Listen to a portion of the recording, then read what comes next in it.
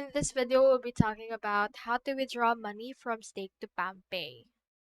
So you can see right here that Fampay is actually this app right here. So it's actually from India.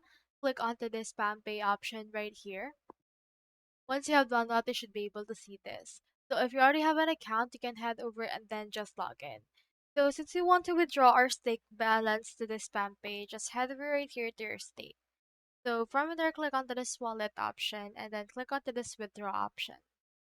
From in there, just enter the amount that you want to withdraw, and then in here, they will ask for your TRX address. So PamPay doesn't actually have a TRX address because it's actually a bank app. So what we can do instead is we can head over and use Binance. From Binance, click onto this receive option, and then once you have clicked on that, just choose TRX from the cryptocurrency list and then get the actual address from that. Once you have got it, just go over to your stake again and then just paste it right here. Click onto this to verify with Google, and once you have done that, you should be able to see this. Click onto this withdraw option in order to withdraw it into your Binance. Once it's in your Binance, you can click onto this transfer option, and then from there, just choose Spam Pay from the list.